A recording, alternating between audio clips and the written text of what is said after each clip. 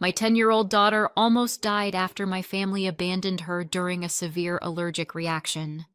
They didn't call an ambulance. They went on a luxury day trip with the other kids instead. I didn't shout. I took action. 3 hours later, their lives started to unravel. Mondays are supposed to start slow. Mine began with a printer jamming, someone crying in the bathroom, and a half-cold cup of coffee that tasted like pen ink. I just decided to fake optimism for another meeting when my phone lit up on the desk. Unknown number. Local area code. Normally, I'd let it go to voicemail, but something in my gut said pick up. Hello? Is this Ingrid Taylor? Yes. This is St. Anthony's Medical Center. We have your daughter, Piper Taylor. She's stable now, but she had what appears to be a severe allergic reaction. My chair scraped back. What? She's alert and talking, but we'd like you to come right away, the woman continued, steady but not unkind. Do you know where we're located? Yes, 2 hours from here. All right. Drive carefully, please. When you arrive, ask for the pediatric unit. Someone will meet you at reception. Okay, I'm leaving now. Good. We'll see you soon. Click. For a second, I just stood there, phone still pressed to my ear, hearing the faint echo of my own breath. The world had gone too quiet. My coffee was still steaming. Someone down the hall laughed. All of it felt wrong, like the sound was bleeding through from another life. Then I grabbed my bag, my keys, and moved. Not thinking, just moving. In the elevator, my hands wouldn't stop shaking. I told myself it was adrenaline, not fear. Told myself Piper was fine. Stable, they'd said. Stable sounded like safety, didn't it? But even as I hit the parking lot, my heart knew better. The highway blurred. The GPS voice was calm and detached, politely guiding me through a panic attack. Turn left in 2 miles, it said, as if that were the hardest part of my day. I called Mom. Voicemail. Dad. Voicemail. Helena. Ringing.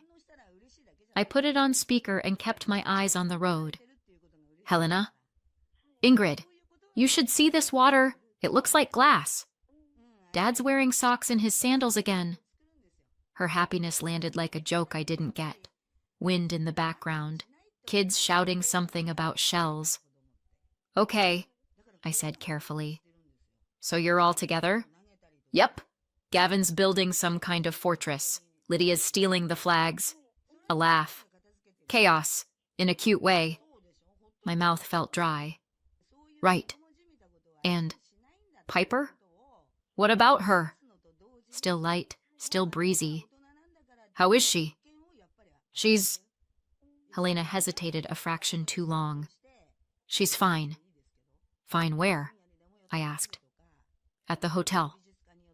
A beat passed where the world narrowed to the lane stripes and the sound of air through the vents.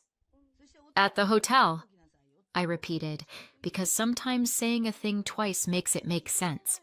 Yeah, she said, like we were discussing luggage. She wasn't in the mood for breakfast. You know how she gets. Headaches, stomach, whatever. Mom said if she didn't want to come, she could stay and cool off. It's no big deal.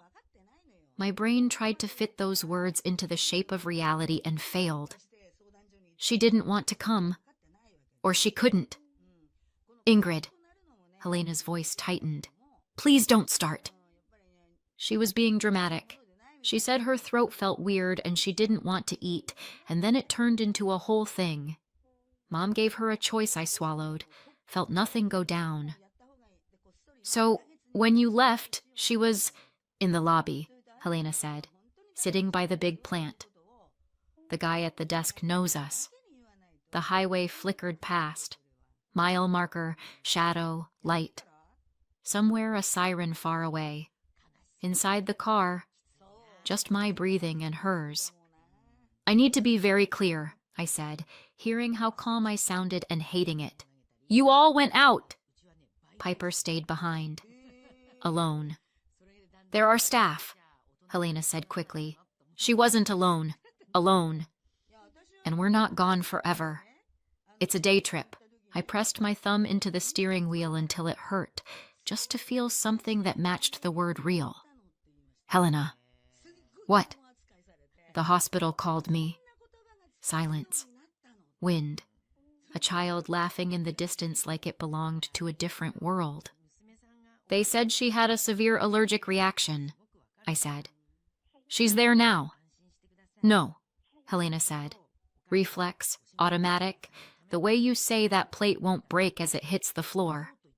No, she does this. She makes it a thing and then... She couldn't breathe. My voice came out flat. Another silence, longer. When she spoke again, the wind was louder, like she'd turned her head away. Mom said...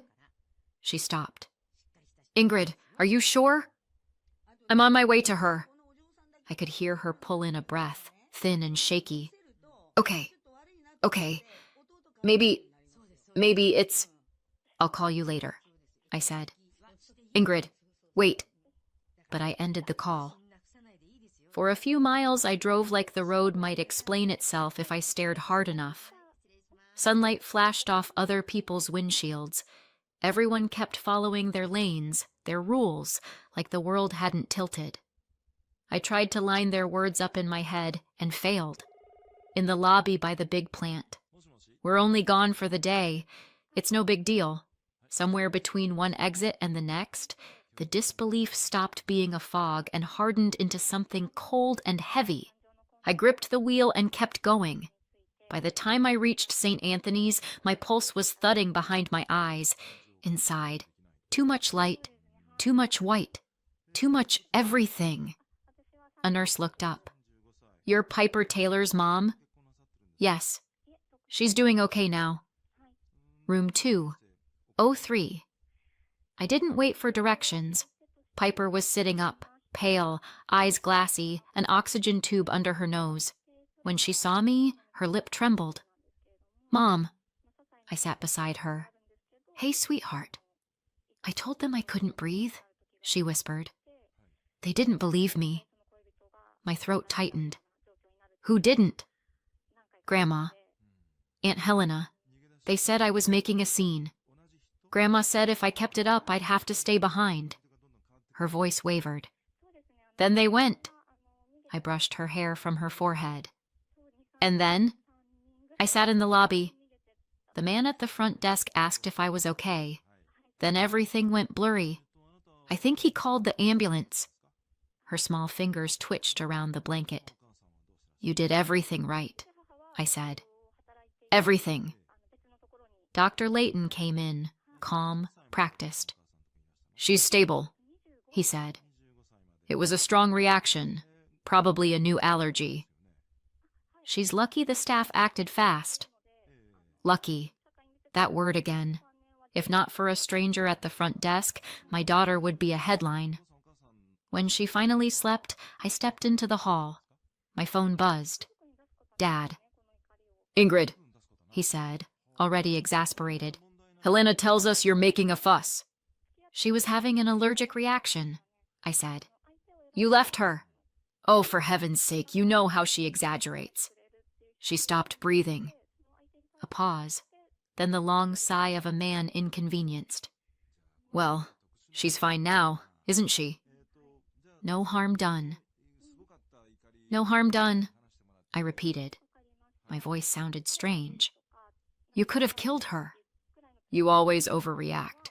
We raised you better than that. Toughen up. The call ended. I stared at my reflection in the corridor glass. Hair messy, eyes rimmed red, expression carved out of disbelief. Then, without meaning to, I laughed. A small, cracked sound. They'd taught me that silence was strength. Fine. They were about to learn what silence sounds like when it stops protecting them. 3 hours later, their lives started to unravel. If you want to understand why my family could leave a 10-year-old gasping for air in a hotel lobby, you have to start decades earlier, back when being tough was the only religion we practiced. We lived on a patch of land outside town, the kind of place where paint peeled faster than you could reapply it. My parents called it character. What they really meant was, you don't complain. I was 6 when I learned the rules. I fell off my bike, scraped my knee open. Mom looked at the blood, sighed, and said, "You'll live." Dad added, "If you can talk, you can walk." Helena, 4 years older, already fluent in superiority, rolled her eyes. "You're such a baby, Ingrid." So I shut up. That's lesson 1. Silence earns you survival. Helena absorbed our parents' philosophy like oxygen. She could skin her elbow and smile through it. Crying was for amateurs. She wore her toughness like armor and expected me to do the same. Once, when I was 8, I told her I had a stomachache. She handed me a spoonful of mustard and said, "Cures everything. Don't whine." I threw up 10 minutes later. She called that proof it worked. She liked being the example, proof that the system functioned. I was the control group that kept failing. Dad loved to say, "You girls will thank us one day." The world doesn't hand out sympathy. He wasn't wrong. It just doesn't hand out decency either. By the time I hit 16, I'd mastered invisibility. I smiled on cue, kept my voice low, and apologized for taking up oxygen. At family dinners, if someone asked how school was, Helena answered for me. If I spoke up, Mom corrected my grammar instead of listening. Eventually, I stopped offering anything that could be corrected. But I was watching. Every time Helena got praised for holding it together, I noticed how her jaw tightened afterward, how she blinked too fast. Even she was cracking under the weight of perfection. She just didn't know how to stop performing. I moved out the day after graduation. It wasn't rebellion. It was self-preservation. I found a small apartment an hour from home and a job in HR. Don't laugh. Yes, I became the person who mediates other people's emotional disasters for a living. I'm good at it. Turns out years of managing my parents prepared me for corporate diplomacy. At work, people cried in my office. They were allowed to. No one called them weak. I remember thinking, so this is what air feels like. One afternoon, a coworker thanked me for being so understanding. I nearly burst out laughing. Understanding was just the side effect of hypervigilance. Helena stayed close to home, naturally. She married Alan, nice enough guy, the kind who thinks turning off lights counts as romance. And together they turned the old farmhouse into a bed and breakfast. Mom and Dad practically threw a parade. Our girls are so successful, meaning Helena, obviously. I got a polite nod whenever I mentioned a promotion. They ran that B&B like a kingdom. Fresh flowers, polite smiles, and the family motto printed on invisible wallpaper, "No drama under this roof." Guests called it charming. I called it a museum of denial. Every so often, Helena would phone me for little favors. Could I help them update their business website? Could I spot them some money for a water heater until the tourist season picked up? Always temporary, always followed by, "You're such a lifesaver." I'd tell myself it was just being a good daughter, a good sister.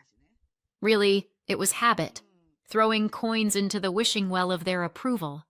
Travis, my husband, would shake his head. "You don't owe them anything." "I know," I'd say. And then I'd send the money anyway. Piper was born 5 years later. I remember holding her and thinking, you will never have to apologize for existing. I swore she'd grow up free from the family curse. We'd talk about feelings, even the ugly ones. We'd cry if we needed to. We'd eat pizza on paper plates and call it fine. Mom called that soft parenting. Helena called it coddling. Dad called it nonsense. I called it love. Of course, family gravity always pulls you back. We still saw each other for holidays, birthdays, the occasional Sunday dinner. Every gathering was a polite reenactment of our childhood. Helena dazzling the audience, me applauding from the wings. Mom would say, "Piper's sensitive, just like her mother," the way some people say, "tax audit." Piper would flush and look at me, waiting for a rescue. I'd squeeze her hand under the table instead. I told myself it didn't matter, that words were harmless. They weren't. They were seeds, and the soil was still poisoned. Then Helena called about the trip. 3 days at the coast, she said, chipper. The kids will love it. You could use a break. I hesitated. I don't know. Piper's got soccer that weekend. Oh, come on, it's family time. You know Mom and Dad, they're getting older. She always played that card. Guilt with a smile. I looked at Piper, who was practically vibrating at the thought of beaches and cousins. I said yes, because that's what you do when you're trying to prove everything's normal.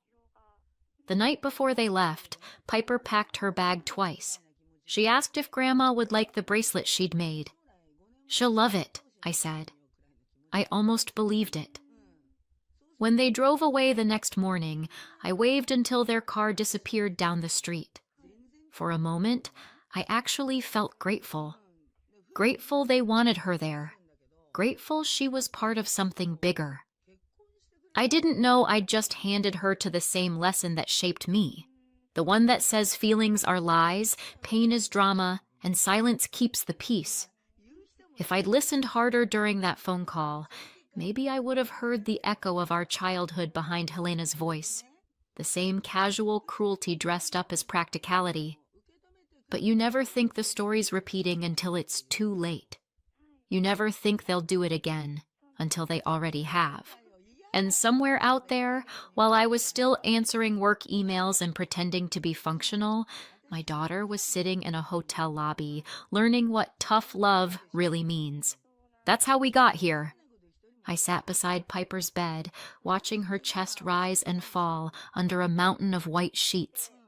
The monitor beeped like a metronome for my nerves. The doctor's words still looped. Another 10 minutes and the outcome could have been very different. Different, as in dead.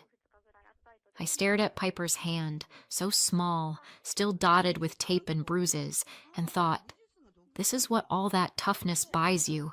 A kid who nearly dies while everyone else takes selfies on the beach. That's when the calm hit me. Not peace, something colder. The kind of calm you get before the needle goes in. I stepped into the corridor. A nurse was charting at the desk.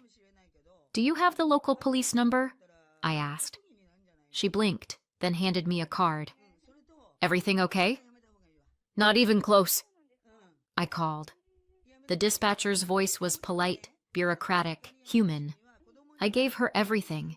Names, times, hotel, what Piper had said, what the doctor told me. She asked if I was sure I wanted to file a report against family. I'm sure, I said.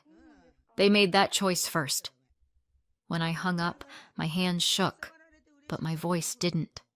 I canceled the small payment I sent my parents every month.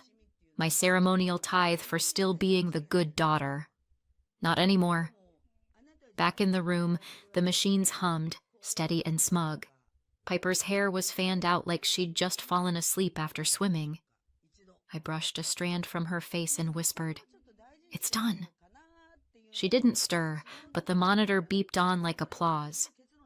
By morning, she was well enough to go home.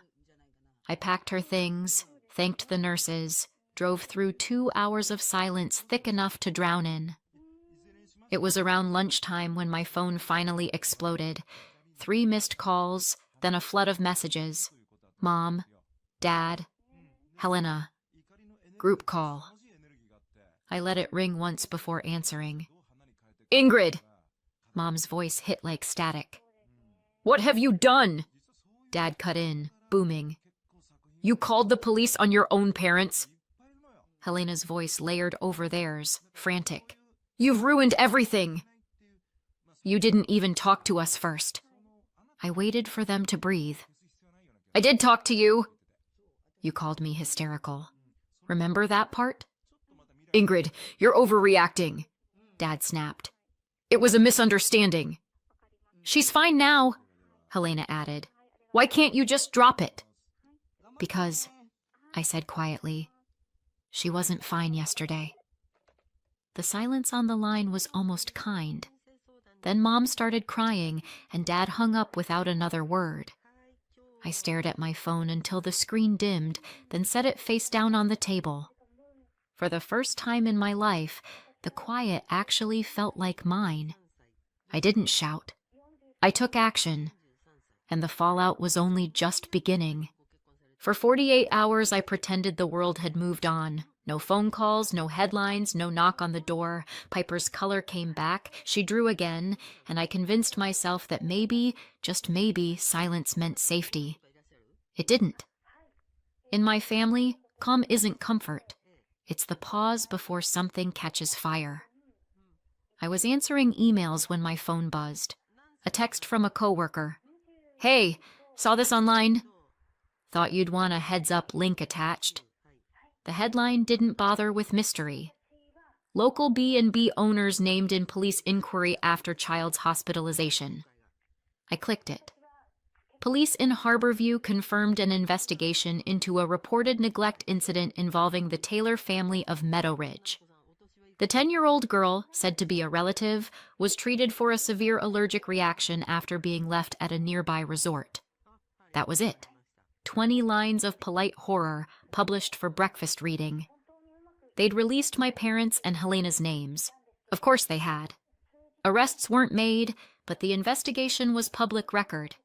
Halfway down the article, the family's adult daughter, who lives in the city, filed the initial report. Not my name, but it may as well have been printed in bold.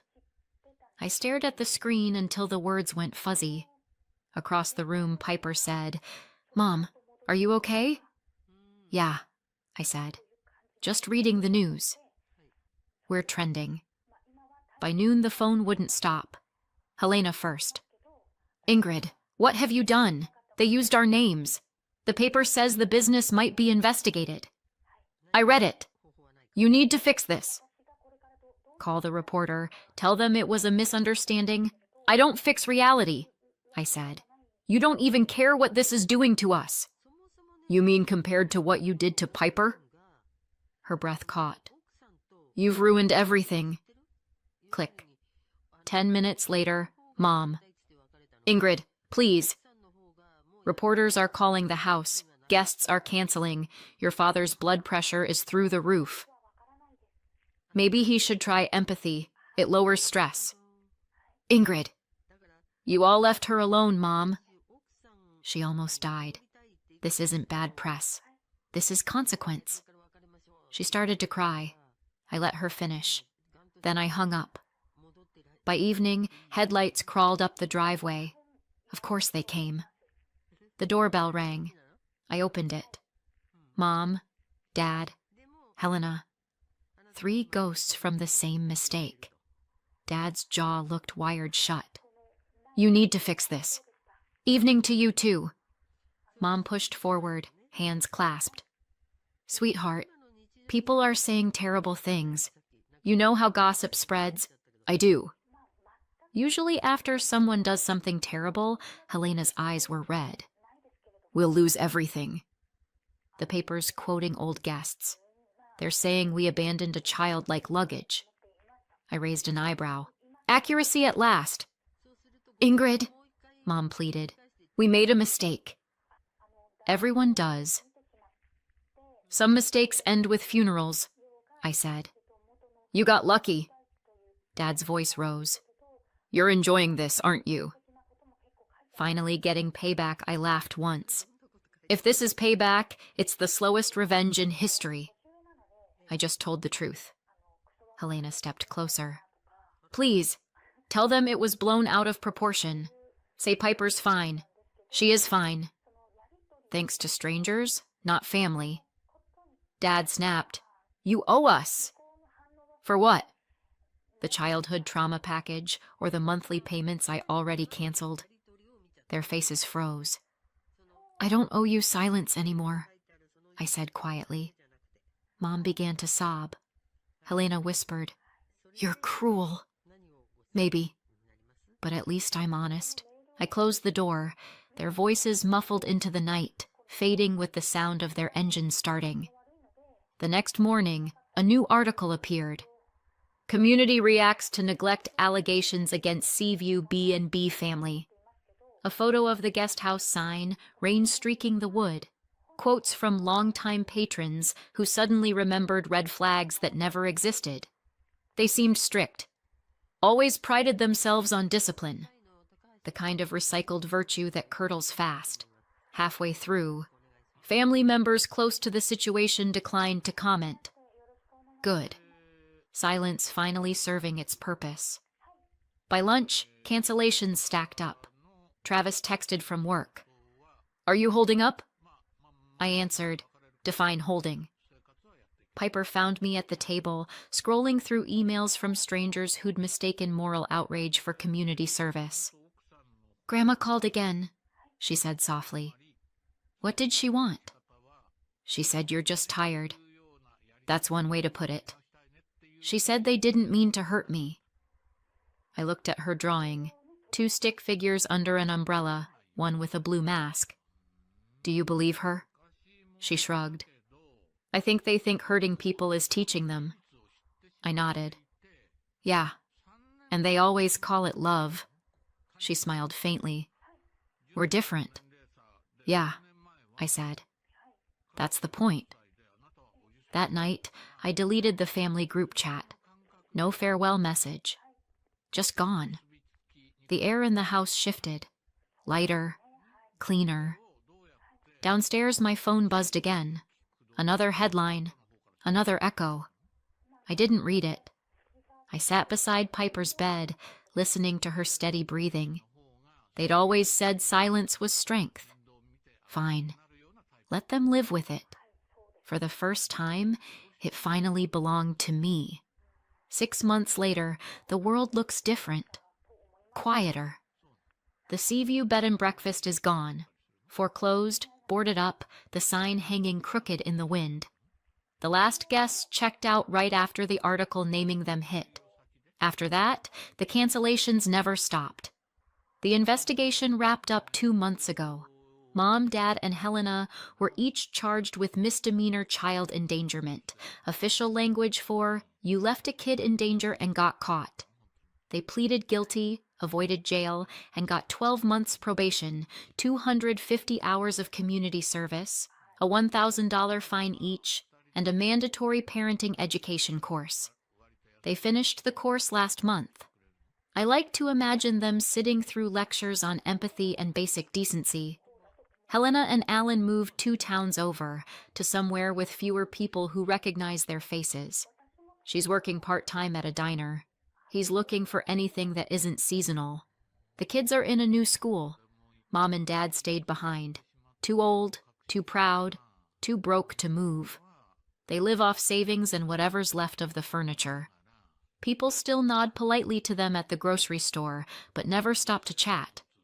I haven't spoken to any of them since that night on my porch. News travels through cousins and gossip. I don't go looking for it. Piper's good. The allergy was nuts. First reaction, lifelong guest. She carries her EpiPen everywhere like it's a badge of honor. She knows now that if something feels wrong, she speaks up. Soft doesn't mean weak. Travis and I are good too. Normal. Peaceful, even. Sometimes I still hear that line in my head. You don't do that to family. And maybe that's true. But then again, neither do they. So what do you think? Did I go too far or finally far enough? Let me know in the comments and subscribe for more. At Christmas, I was working a double shift in the ER. My parents and sister told my 16-year-old daughter there was no room for her at the table. She had to drive home alone and spend Christmas in an empty house. I didn't make a scene. I took action instead. The next morning, my parents found a letter at their door and started screaming. On Christmas Eve, I got home around 11:45 at night, dead on my feet. I'd done compressions on a man who insisted he was just tired. He was also blue. That kind of shift. So when I saw Abby's boots by the door, my first thought was, someone's bleeding. Then I saw her coat slumped on the armrest, her overnight bag still zipped, and her curled up on the couch in that tight, awkward sleep position like she didn't trust the furniture. I stood there, waiting for the logic to catch up. She was supposed to be at my parents'. Overnight. Tradition. She begged to drive herself. Just once. Newly licensed and proud of it. She even left early to be extra polite. My husband and I were both working late shifts, so the plan made sense. Until it didn't. "Abby?" I said softly. She opened her eyes instantly, like she hadn't really been sleeping. "Hey, why are you here?" She sat up slowly, shrugged. "They said there wasn't room." I blinked. "Room where?" "At the table." Her voice cracked halfway through. She tried to cover it with another shrug. Didn't work. "They said they weren't expecting me." That there were too many people already. Grandma said she couldn't just pull up another chair last minute. She looked stressed, like I was adding to her load. "You got there on time, though." "Yeah, right on time." She opened the door and just looked surprised, like I'd shown up for the wrong holiday. She paused. Then she said there wasn't a bed left either. There it was, the backup excuse. She said they didn't want me driving back late, but also didn't know where else to put me. So, I left. "Did anyone offer to drive you home?" "Nope." I stared at her. "Did they at least let you eat?" Another shrug. "The table was packed." Lily was in my usual seat. Grandpa was talking to her like she was royalty. No one looked at me. Then Grandma said, "It's just a full house this year," and Aunt Janelle nodded. "So, I left." She glanced at the table and added, "I made toast." I turned and saw it. A single slice on a paper towel, cold and slightly bent. Half a banana next to it. That was her Christmas dinner. I felt something coil in my chest. Not anger, not yet. Just that cold, glassy feeling right before the shatter. "I wasn't hungry anyway," she said. "Not really." That's when her eyes started to fill. She fought it. God, she tried. Looked up. Blinked hard. Bit her lip like she could chew her way out of the emotion. "They made it seem like I'd imposed," she whispered. "Like showing up, after it was planned, was rude." And then she cried. Quiet and slow. Like a faucet you can't quite turn off. "I was going to bring a pie," she added. "But I thought they'd have enough food already." I sat next to her, put my arm around her shoulders. She leaned in without hesitation, like she'd been holding herself up out of spite. After a while, she wiped her nose on her sleeve. "I know they don't like you," she said. "But I thought—" She cut herself off. "You thought you were just the kid." "Not part of it." She nodded. "They didn't even say it meanly," she added. "Just like it was a practical problem, like I was a folding chair they didn't have space for." I didn't go to bed right away. I sat in the kitchen, looking at her bag, still zipped. She'd packed it so carefully. Picked out the sweater my mom said she liked. Brought a little tin of cookies she made herself. I opened the fridge. There was nothing special in there. We hadn't planned a backup Christmas. Why would we? We trusted them. That's the part I couldn't get over. Not the cold cheese toast or the lack of food. Not even that she drove home alone in the dark. It's that they looked her in the eyes, this sweet, awkward, brave girl who showed up on time with cookies and a smile, and told her, with 28 people inside, "There's no room for you." They didn't mean no space. They meant, not you. The next morning, my husband got home. Abby was still asleep. I told him what happened. He stood there for a long moment, then said, "So what do we do now?" I didn't answer. Not yet. But I already knew. Because there's turning the other cheek, And then there's turning away a 16-year-old who just wanted to be included. And they chose the latter. I didn't make a scene. I did this instead. 2 weeks later, my parents got a letter and started screaming. I don't remember the first time I got called the weird one, probably before I knew what the word meant. When I was 6, I found a dead bird and asked if I could dissect it. Not to be creepy, I just wanted to understand how it worked. My mom slapped the kitchen counter and said, "Jesus, Kate, what's wrong with you?" My sister Janelle screamed and told everyone I was trying to build a zombie. I got grounded for scaring her. That kind of set the tone. I loved anatomy books, wanted a microscope for Christmas, asked questions about blood flow at dinner. At school, I was the one who actually raised her hand. In my family, that was enough to get you labeled a show-off. Nobody else went to college. Most didn't finish high school on the first try. I was the only one who studied during commercials, or at all. By the time I was 12, my dad had started joking, half joking, that I wasn't really his. "Too smart to be mine," he'd say. Then he'd laugh. Once, I overheard him arguing with my mom when they thought I was asleep. He asked if she'd ever cheated on him. Said he always wondered because I didn't look like anyone in the family. I didn't sleep much that night. Never asked about it. Still haven't. By high school, Janelle had perfected her role as the golden child. She was loud, likable, average in school, but excellent at turning every failure into a story. People loved her. She knew how to cry on cue and made sure everyone knew she watched out for me, the poor awkward one who couldn't take a joke.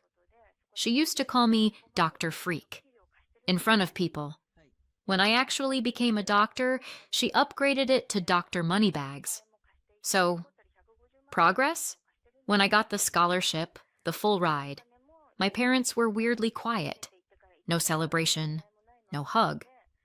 My mom asked who I thought I'd end up marrying, since guys don't like women who act smarter than them. I told her maybe I'd marry myself. She didn't laugh.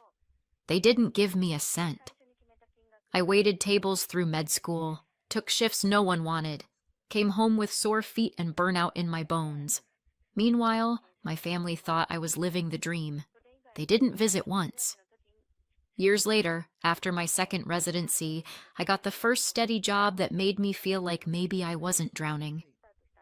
My husband and I met during an overnight shift. Very romantic, if you find shared exhaustion romantic, and eventually moved to a place where we could afford more than instant noodles. And that's when the calls started. "Can you help with the electric bill? Can you co-sign this lease? Can you talk to a doctor friend about Uncle Pete's back lump?" I did what I could, most of it without hesitation.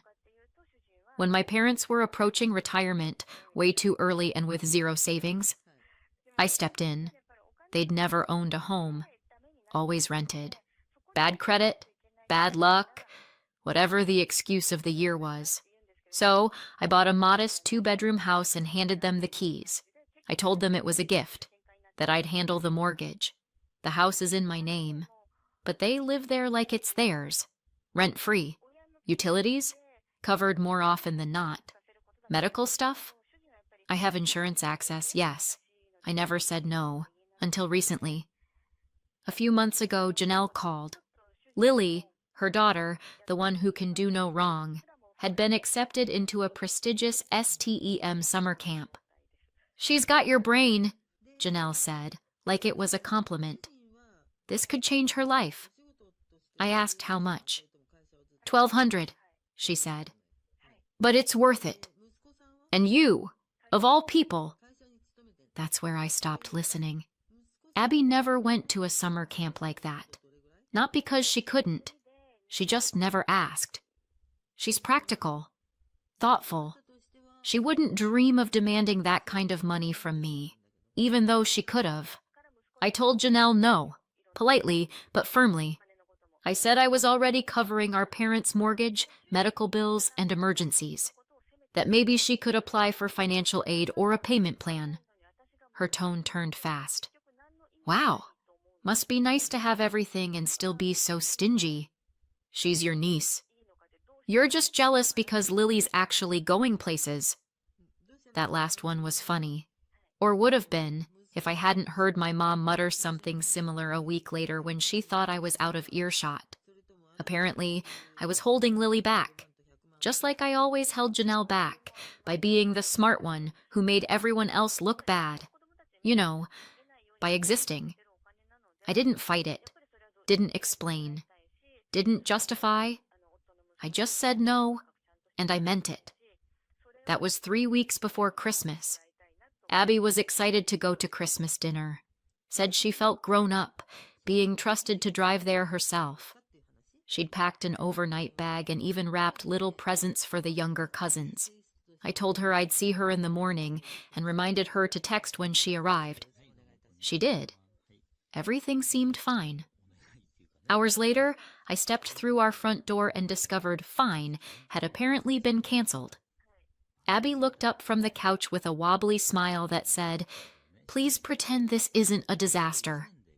She told me, in the smallest voice, that Grandma had murmured no space at the table or anywhere else, even though she'd counted 28 chairs in use. A math problem with only one variable. Her. I listened.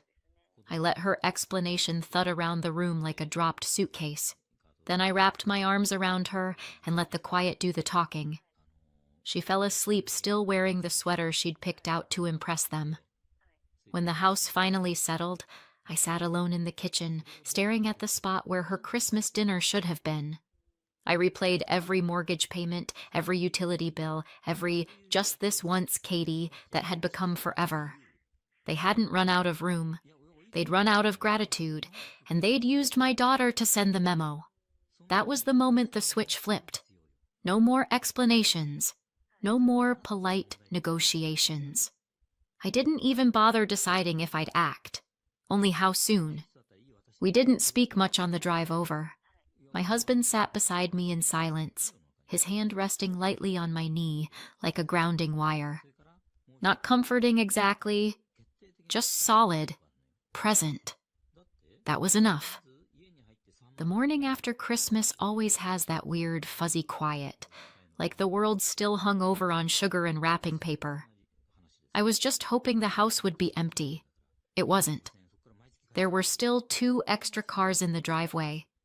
I recognized one as Janelle's. The other probably belonged to whatever cousin had stayed late for leftovers.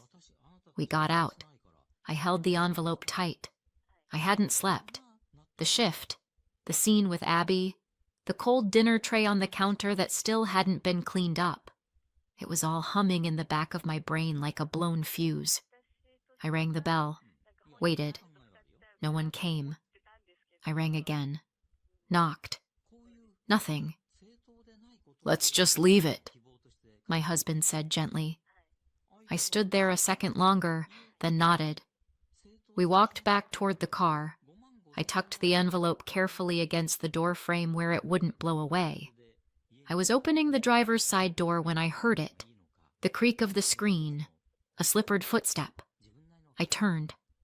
My mother stepped out, wrapped in one of those fuzzy robes she always wore during the holidays, the kind she used to brag about getting for 90% off.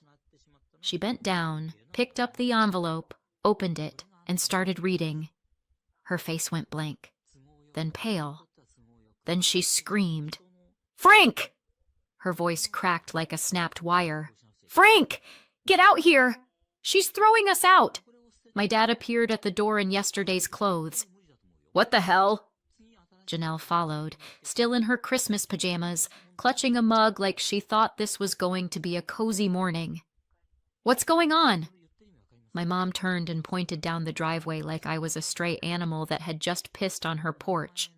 "You ungrateful little—" We got in the car and pulled away before I could catch the full sentence. Didn't matter. I knew the greatest hits. By the time we got home, my phone was already buzzing. I ignored it. Then it buzzed again. And again. The 6th time I picked up. "How dare you!" my mom shrieked. No hello. No pause. Not even a fake concern for Abby. "You've lost your damn mind!" I held the phone away from my ear. I could still hear my dad yelling in the background. "If you do this, you're no daughter of ours," he bellowed. They didn't ask why. They didn't ask what happened. They didn't even mention Abby. Not once. I hung up. They kept calling. Janelle started texting. I think one message actually said, "This is going to ruin your reputation. Think of your career." Oh, honey, my patients don't care where my parents live. By evening, my phone looked like it had gone through a breakup. 32 missed calls, 14 texts, 3 voicemails. One cousin even had the nerve to message, "Not my place, but this feels extreme." You only get one mom. I didn't answer any of them. The next morning, there was a knock at the door. I looked through the peephole. Of course, my mother. She was standing on my porch in that same fuzzy robe, holding the eviction letter, now crumpled and damp, like she'd been squeezing it for 2 hours straight. I opened the door but didn't invite her in. She didn't wait. "You're really doing this?" she hissed. "After everything we've done for you?" I let that hang for a second. Then I said quietly, "You mean the house I bought for you? The bills I paid? The health coverage I arranged because your Medicare didn't cover your blood pressure meds?" She flinched for a millisecond. Then she straightened, eyes sharp. "We raised you. We gave you everything. You didn't even let my daughter eat dinner," I said. That stopped her. Briefly. But she recovered fast. "Don't be dramatic." "We didn't have enough chairs. There were 28 people there," I said. "Even a neighbor." Her lips pressed tight. "I didn't send that letter to be cruel," I added. "But if you think you can treat Abby like she's disposable—" "Oh, for God's sake!" she snapped, suddenly animated again. "Stop acting like we're monsters.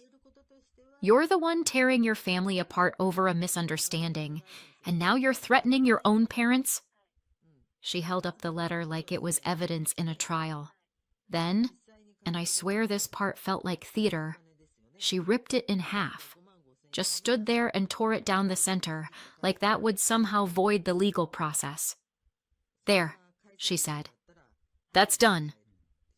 Now if you want us to forgive you, you'll pay for Lily's science camp and drop this ridiculous tantrum." She smiled like she'd just solved the whole thing. I didn't say anything, because that was the moment I realized. They hadn't taken me seriously, not for a second. Not when I was a kid. Not when I became a doctor. Not even now. To them, I was still the awkward science-obsessed girl who should be grateful for scraps and stay in her place. The girl they resented, but never truly respected. They thought I wouldn't follow through, but they were wrong. So I let my mother walk off the porch, muttering to herself like the hero in a tragic play, and I closed the door, quietly, calmly. But in my head, I was already making the next move. My mother tore up the eviction letter like it was a flyer for gutter cleaning, right in front of me, right after accusing me of being selfish, loveless, and emotionally unstable.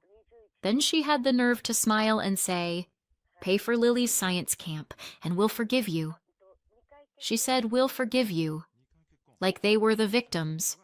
Like turning away my daughter at Christmas was some sort of lapse in etiquette instead of cruelty. 2 mornings later, I met with a lawyer. I laid everything out. The house in my name. The mortgage I'd been paying for 7 years. The bills. The dental plan. The quiet sacrifices. He didn't flinch. "I assume you want a formal eviction," he said, like it was the weather. I nodded. The notice went out that same week. 60 days. Legal. Paper stamped. Signature required. And this time, they couldn't tear it up and pretend it didn't exist. I kept paying the mortgage. Wasn't about to let my credit die for the sake of a statement. But everything else? Gone. Utilities, cable, medical reimbursements. They got a crash course in what no support actually looks like. 2 weeks later, someone knocked on my door. It was Aunt Elaine, the good aunt. Or so I'd thought. She had a tin of cookies and a rehearsed look of concern. "Kate," she said, "I just want to talk." I let her in. I already knew why she was there. We sat in the kitchen. I poured tea. Neither of us touched it. "It just doesn't sound like you," she started. There it was. "Throwing out your parents over a misunderstanding?" she added gently. I laughed once. Not kindly. I told her about the house, the bills, the Christmas Eve betrayal, how my parents had made room for 28 people, including a neighbor and 2 cousins I hadn't spoken to in a decade, but not their own granddaughter. Aunt Elaine paled. "I didn't know," she said. "They didn't tell you," I corrected. She left like someone who couldn't unhear what they'd heard. 3 days later, I got a text. "I didn't understand before. I do now." 1 week before the deadline, my lawyer called. "They haven't moved." "At all," he said. "Then we proceed," I replied. I listed the house that same day, set a fair price, not high. I wasn't trying to squeeze value. I just wanted it over. A buyer made an offer fast. Families love that area. They just wanted it empty. "Vacant possession required," my agent reminded me. "Noted," I said. I didn't go the day they were removed. The new owners took care of it through legal channels. I heard it wasn't pretty, but what came next wasn't better. Janelle took them in. Of course she did. My sister always liked to cosplay the better daughter. She gave interviews to cousins like it was a press tour. "She's abandoning them," she said. All because of one holiday mishap. 3 weeks later, she was on my doorstep, eyes bloodshot, hair in a frizzed bun. "I can't do it," she said, without even saying hello. "They're fighting constantly. Mom thinks the living room's too small. Dad says my kids are noisy. They refuse to share a bathroom. I'm going insane." I leaned on the doorframe, arms crossed. "They need a rental," she said. "You could at least help with that. Just enough for a deposit." "No! Kate!" You watched her get turned away on Christmas Eve and just stood there. "That was your choice. This is mine." She blinked, then turned and walked away. A week later, she kicked them out too. They landed in a rental no one would brag about. 2 rooms, 1 heater. A front step that slanted like a shrug. Their pension barely covered rent and food. Gone were the vacations, the dinner parties, the cruise they'd been eyeing for their anniversary. They tried to call in sympathy from the extended family, claimed I'd cut them off without warning, that I was unstable, that I'd always been cold. But by then, I'd quietly spoken to the uncles and cousins, sent them copies of the bills I'd paid, forwarded the eviction letter, time-stamped and certified. One cousin just replied with, "Wow." Another sent a thumbs-up emoji. The family wasn't rushing to save them, and neither was I. 2 months later, Abby and I were sitting on the porch, sipping iced tea. No plans, no performance, just a quiet afternoon. She said, "I don't miss them, you know." I didn't either. My phone buzzed. Unknown number. I opened it, reflexively. "Hope you're proud of what you've done." I deleted it. No pause. No breath. "They'll probably text again," Abby said casually. "They always do," I said. "But they're not my problem anymore." And they weren't. They said there was no room for Abby at the table. Now there's no room left in our lives for cruelty, control, or manipulation. Fast forward 2 years. They're still in that crumbling rental, still blaming everyone but themselves. Abby's thriving now. She's studying what she loves, and the money from the house sale covered more than just tuition. It bought her peace. And me? A little bit of closure. I don't answer their calls. I don't send money. I don't lose sleep. I protected my daughter. I chose her. Finally. But tell me, did I go too far or just far enough? Let me know in the comments. And if you want more stories like this, don't forget to subscribe and hit the bell.